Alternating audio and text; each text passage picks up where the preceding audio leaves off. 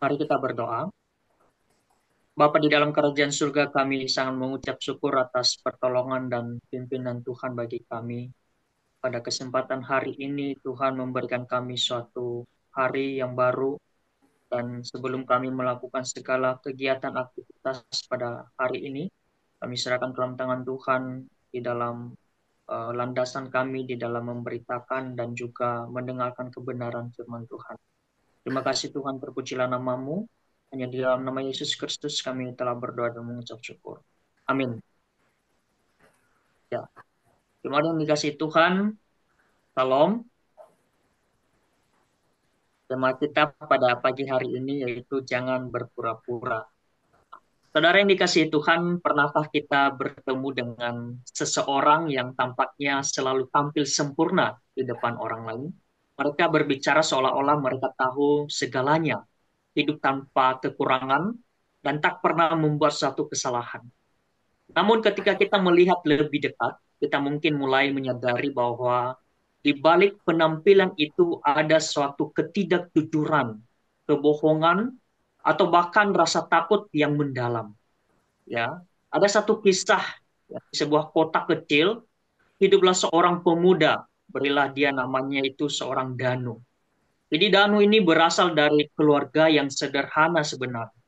Tetapi dia ingin selalu menunjukkan dirinya lebih sukses daripada segalanya, daripada yang sebenarnya.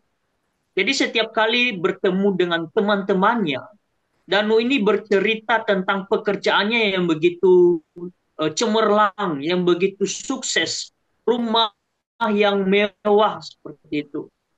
Dan berbagai-bagai pencapaian-pencapaian yang membuatnya tampak lebih dari sekedar orang biasa.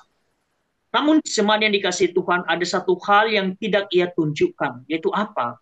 Yaitu kenyataan bahwa sebenarnya itu dia sering berjuang untuk mencukupi suatu kebutuhan sehari-hari.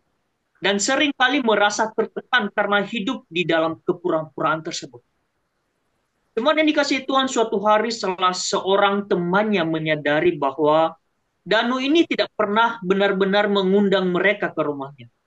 Jadi semua ceritanya tentang kekayaan atau kesuksesan yang dia ceritakan kepada teman-temannya itu terasa kabur dan tidak dapat dibuktikan lagi. Sehingga teman-temannya itu mulai bertanya-tanya, apakah Danu ini benar-benar seperti yang ia ceritakan kepada kita? Atau dia hanya berpura-pura untuk membuat orang lain menganggapnya lebih dari dirinya sendiri? Nah, jemaat yang dikasihi Tuhan, ternyata Danu ini memang berpura-pura. Dan saat kebenaran itu terungkap, hubungan mereka mulai retak. Hubungan Danu dengan teman-temannya itu mulai retak. Temannya itu merasa dikhianati. Dan Danu pun merasa kosong. Ya, karena selama ini ia berusaha keras untuk menjadi seseorang yang bukan dirinya. Nah, saudara yang dikasihi Tuhan, kita juga semua pernah merasakan godaan untuk berpura-pura, bukan? Kita ingin terlihat lebih baik, lebih sukses, lebih bahagia daripada yang sebenarnya, daripada yang sesungguhnya. Ya. Tetapi, tahukah kita bahwa hidup di dalam kepura-puraan itu justru dapat merusak kita, bahkan merusak hubungan kita dengan orang lain, apalagi merusak hubungan kita dengan Tuhan. Maka daripada itu mari kita melihat di dalam satu kitab, di dalam Amsal pasal 13 ayat 1-7, kita bisa mendapat sebuah peringatan penting mengenai suatu kepura-puraan ini. Ya, saya mengajak jemaat di dalam membuka Alkitab di dalam Amsal pasal 13 ayat 1-7. Saya membacanya bagi kita semua. Firman Tuhan berbunyi demikian. Anak yang bijak mendengarkan didikan ayahnya, tetapi seorang pencemooh tidak mendengarkan teguran. Dari buah mulutnya seseorang akan makan yang baik, tetapi nafsu pengkhianat melakukan kekerasan. Siapa menjaga mulutnya, memelihara nyawanya, siapa yang menggegabah mulutnya akan ditimpa kebinasaan. Hati orang malas penuh keinginan, tetapi sia-sia. Sedangkan hati orang rajin diberi suatu kelimpahan. Orang benar benci kepada dusta, tetapi orang fasik busuk dan memalukan. Kebenaran menjaga orang yang saleh jalannya, tetapi kefasikan mencelakakan orang berdosa. Ayat yang ketujuh, ada orang yang berlagak kaya, tapi tidak mempunyai apa-apa. Ada pula yang berpura-pura miskin, tetapi hartanya banyak. Teman yang dikasihi Tuhan, pada teks ini kita akan belajar yang memberikan kita suatu petunjuk untuk lebih bijak tentang bagaimana hidup dengan suatu kejujuran dan bagaimana menghadapi setiap godaan untuk berpura-pura itu dan bagaimana sebenarnya kebenaran itu membawa kita pada suatu kedamaian yang sejati. Saudara yang dikasihi Tuhan, ini Amsal-Amsal Salomo yang bisa kita renungkan bersama. Jika kita perhatikan di dalam ayat pertama ini sebenarnya mengajarkan kita bahwa seorang anak kecil yang bijak itu tidak hanya mendengarkan, tetapi juga menghargai suatu pengajaran dan teguran yang diberikan kepadanya. Jadi seorang anak yang bijak akan mendengarkan nasihat orang tuanya, karena ia tahu bahwa nasihat itu penting untuk satu pertumbuhan hidupnya ke depan. Sebaliknya, orang yang berpura-pura tidak akan mau mendengarkan suatu teguran dan nasihat, karena dia lebih fokus pada citra dirinya yang sempurna, meskipun sebenarnya ada banyak kekurangan yang diperlukan dan diperbaiki, maka ketika dia tidak mendengarkan, maka dia akan jatuh di dalam kehidupan yang tidak baik. Bahkan di dalam ayat 2-3, ini juga mengajarkan kita tentang pentingnya suatu berbicara dengan hati-hati dan menjaga mulut kita. Orang yang jujur dan baik akan menikmati buah-buah kebaikan. Bahkan tetapi orang yang berpura-pura, yang hanya berbicara untuk menyenangkan orang lain tanpa integritas, akan merasakan akibatnya. Baik dalam kehidupan pribadi maupun dalam kehidupan sosial. Nah, jemaat yang dikasihi Tuhan, bayangkan. Bayangkan jika seorang karyawan yang berpura-pura mengerjakan suatu tugas dengan sangat baik di depan bosnya. Ya. Namun sebenarnya ia sering mengabaikan satu pekerjaan yang tidak jujur dengan hasil yang ia kerjakan sebenarnya. Jadi mungkin bosnya mungkin akan terkesan pada awalnya, ya, bahwa anak ini, karyawan saya ini begitu rajin mengerjakan setiap tugas-tugas yang telah diberikan. Tetapi akhirnya ia akan mengetahui satu kebenaran dan itu akan merusak reputasi karyawan tersebut. Ketika dia mengetahui karyawannya sebenarnya hanya dia berpura-pura mengerjakan pekerjaan pada saat berada bersama-sama dengan bosnya. Tetapi di belakang ataupun di luar daripada itu, sebenarnya karyawan ini tidak mengerjakan sebagaimana yang kita lihat. Jadi saudara yang dikasihi Tuhan, hidup dengan suatu integritas itu adalah kunci untuk menjaga satu hubungan kita dengan Tuhan dan sesama. Sehingga itu marilah kita menjaga setiap perkataan-perkataan kita dan setiap apa yang telah dipercayakan bagi kita. Dan pastikan juga bahwa apa yang kita katakan itu mencerminkan siapa kita sebenarnya. Sehingga kita tidak berpura-pura, tetapi hiduplah sesuai dengan apa yang kita capai. Nah, saudara yang dikasihi Tuhan, selanjutnya kita akan melihat dari ayat 4-7. Dan penekanan di dalam renungan pada hari ini nanti yaitu di ayat 7-nya. Mari kita juga dulu melihat dari ayat 4. Ya. Ayat 4 ini memberikan kita suatu gambaran sebagai anak-anak Tuhan. Ya. Dikatakan di ayat 4 itu bahwa hati orang malas penuh keinginan, tetapi sia-sia. Sedangkan hati orang rajin diberi kelimpahan. Saudara yang dikasihi Tuhan, secara umum, arti malas adalah tidak mau bekerja atau tidak mau mengerjakan sesuatu. Ya, keengganan seseorang untuk melakukan sesuatu yang seharusnya dapat dilakukan.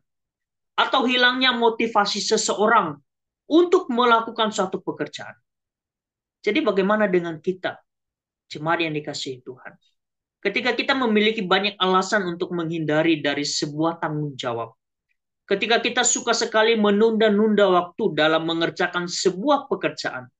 Ketika kita menolak menolak tugas yang dipercayakan bagi kita. Ketika kita tidak lagi on time di dalam segala pekerjaan kita.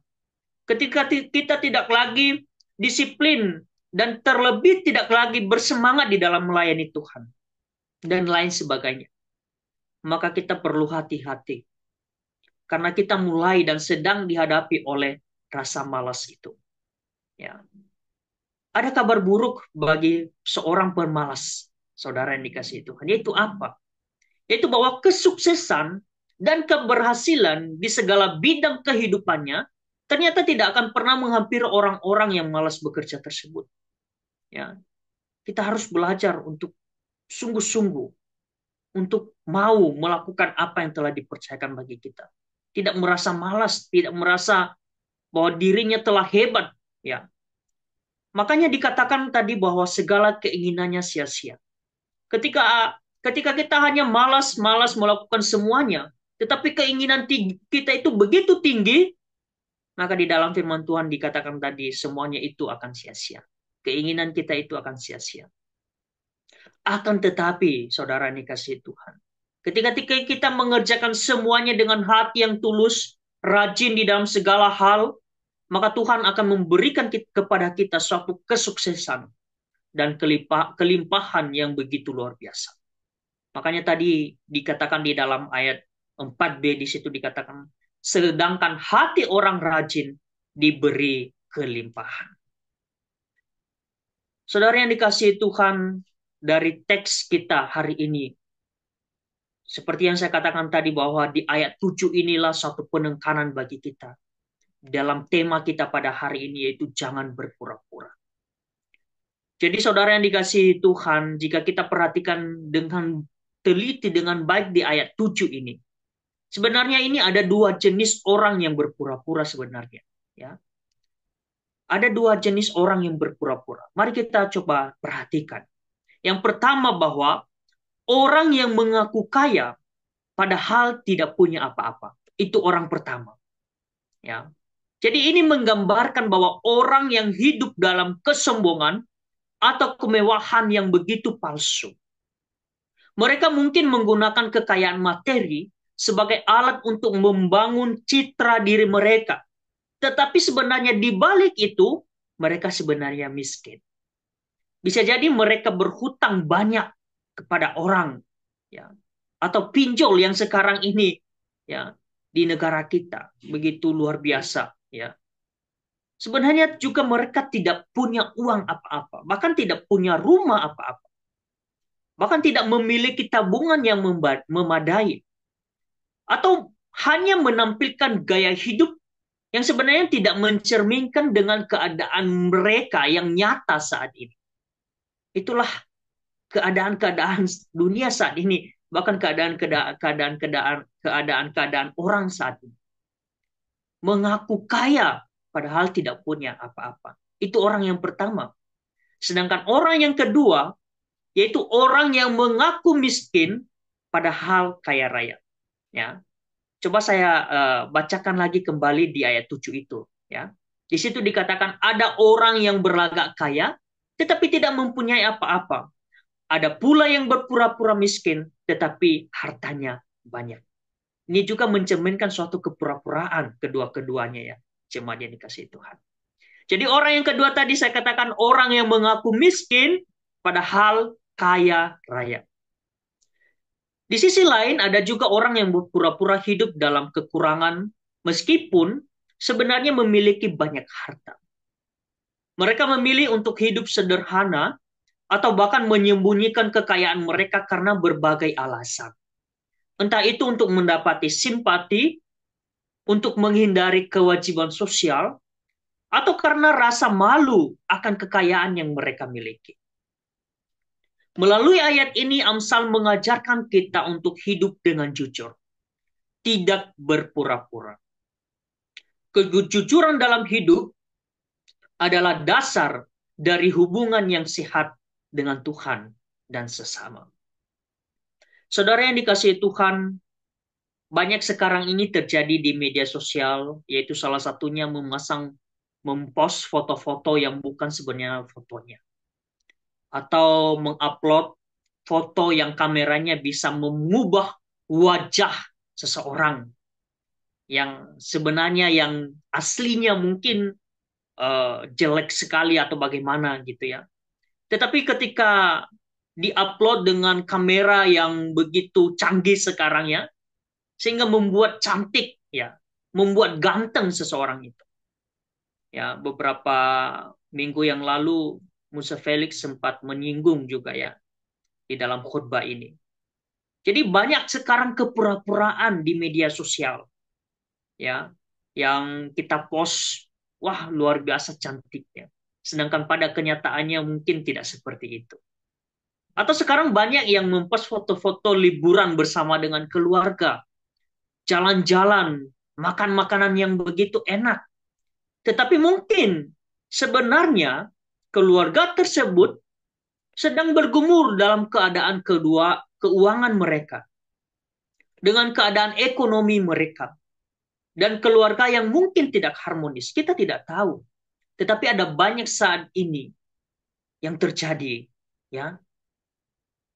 Mereka mempost foto-foto di media sosial supaya kelihatan, wah luar biasa keluarga ini. Tetapi pada kenyataannya yang sesungguhnya dan sebenar-benarnya adalah tidak seperti itu. Nah inilah yang membuat kita ketidakjujuran. Bahkan media sosial saat ini seringkali juga menjadi tempat untuk berpura-pura. Ya, ini media sosial ini tempat kita untuk berpura-pura. Ya, banyak hal yang terjadi di media sosial saat ini. Ya, tetapi sebenarnya Tuhan mengingatkan kita. Untuk apa? Untuk hidup apa adanya. Untuk hidup jujur kepada orang lain. Mungkin orang lain tidak tahu keadaan kita, tetapi Tuhan mengetahui keadaan kita. Apakah kita ini orang yang berpunya, orang yang punya, atau orang kaya, atau orang miskin, orang sederhana, Tuhan juga tahu. Saudara yang dikasihi Tuhan, beberapa bulan yang lalu atau beberapa minggu yang lalu, saya sempat menonton satu berita. Mungkin beritanya beberapa tahun yang lalu. Tapi ini satu mengingatkan kembali bagi saya. Bahwa seorang pengemis yang meminta-minta, kita melihatkan keadaannya mungkin jorok, mungkin kotor dan lain sebagainya. Tetapi sebenarnya itu ketika kita melihat saja. Tetapi pada kenyataannya sebenarnya dia itu banyak duit, ya. Bahkan di kampung di tempat dia asal begitu, dia punya rumah mewah. Dia punya kekayaan yang besar. Sedangkan dia keluar kota atau di luar keluar kampungnya, dia selalu mengemis meminta-minta. Nah, di sini kita diingatkan oleh Tuhan bahwa suatu kepura-puraan itu sebenarnya tidak baik. Hidup jujur, hidup ketika Tuhan telah memberikan bagi kita suatu kekayaan, suatu harta, kita harus syukuri bahwa itu hal yang telah Tuhan berikan bagi kita. Dan bukan dalam arti ketika kita sudah mendapatkan hal itu, maka di luar kota, di luar kampung kita masih meminta-minta. Saudara, kita harus mensyukuri apa yang telah Tuhan berikan bagi kita. Maka daripada itu jangan berpura-pura. Hiduplah di dalam keadaan kita yang sekarang ini. Hiduplah ketika Tuhan telah memberikan apa yang telah Tuhan titipkan bagi kita.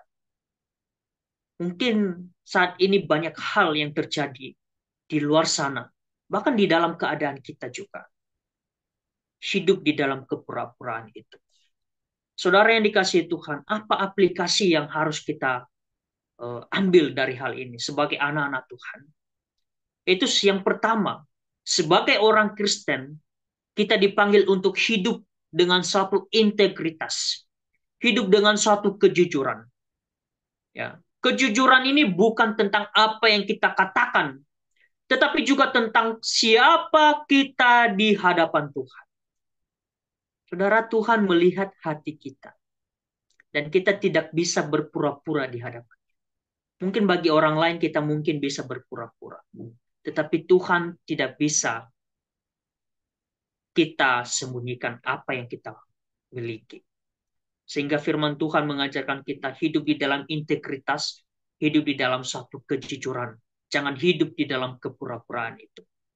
Dan yang kedua, di dalam Amsal pasal 13 ayat 7 ini juga mengingatkan kita bahwa kebahagiaan sejati itu tidak datang dari status atau satu kekayaan, tetapi dari hidup yang sesuai dengan kehendak Tuhan. Ya, kalau kita melihat di dalam Rasul Paulus dalam Filipi, Rasul Paulus di dalam Filipi pasal 4 ayat 11 sampai 12 mengajarkan kita untuk belajar hidup dalam segala keadaan. Baik itu kekurangan maupun kelimpahan yang kita miliki, yang kita dapatkan dari Tuhan. Bahkan kepuasan sejati hanya ditemukan di dalam Tuhan yang memberi kita kekuatan untuk menghadapi segala situasi yang ada. Dan yang ketiga, berhentilah membandingkan diri dengan orang lain dan berhentilah di dalam kepura-puraan itu. Ketika kita tetap terlalu fokus pada apa yang dimiliki oleh orang lain, kita sering kali jatuh ke dalam jebakan berpura-pura tersebut. Jika orang itu punya mobil baru, kita harus berpikir bahwa aku juga harus punya mobil baru. Atau jika mereka bisa berlibur ke luar negeri, mungkin juga kita merasa bahwa aku juga harus bisa pergi berlibur ke luar negeri. Meskipun sebenarnya ekonomi kita tidak ada, ataupun uang kita tidak ada. Tapi kita memaksakan diri untuk bisa menepati apa yang kita mimpi-mimpikan. Sehingga kita jatuh di dalam hal-hal godaan-godaan dunia. Meminjam sana-sini. Bahkan meminjam dengan aplikasi online. Ya. Itu satu hal kepura-puraan yang terjadi saat ini. Padahal kebahagiaan bukanlah tentang apa yang kita miliki saat ini. Melainkan tentang bagaimana kita bersyukur. Mensyukuri dengan apa yang ada saat ini. Bersyukur dengan apa yang telah Tuhan berikan bagi kita. Maka daripada itu jangan hidup di dalam bayang-bayang standar dunia. Tetapi hiduplah dengan memenuhi panggilan Tuhan di dalam hidup kita. Di dalam hidup saya dan hidup saudara. Maka penuhilah hidup kita dengan suatu kejujuran. Dengan memandang Tuhan yang telah Tuhan berikan bagi kita. Mensyukuri apa yang kita dapatkan hari ini. Dan mensyukuri apa yang telah Tuhan titipkan bagi kita saat ini. Sehingga apa? Sehingga kita bisa menjadi berkat bagi banyak orang. Sehingga kita bisa membantu orang-orang di luar sana yang tidak mampu. Bahkan menegur mereka ketika mereka berada di dalam kepura-puraan ini. Sehingga kita bisa memuliakan Tuhan di dalam segala hal yang kita miliki. Di dalam segala hal yang kita bagikan bagi orang lain. Karena Tuhan mengetahui setiap apa yang kita lakukan. Baik untuk keluarga kita maupun untuk orang lain. Dan terlebih bagi pekerjaan Tuhan. Firman Tuhan pada pagi hari ini sekiranya bisa menolong kita. Bisa senantiasa mengingatkan kita kembali sebagai anak-anak Tuhan untuk hidup di dalam kejujuran. Jangan hidup di dalam kepura-puraan itu. Mari kita berdoa.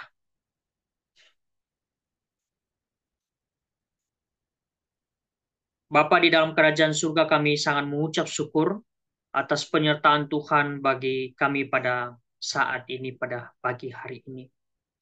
Yang menuntun kami untuk hidup di dalam suatu kebenaran. Ampuni kami ya Tuhan jika kami seringkali berpura-pura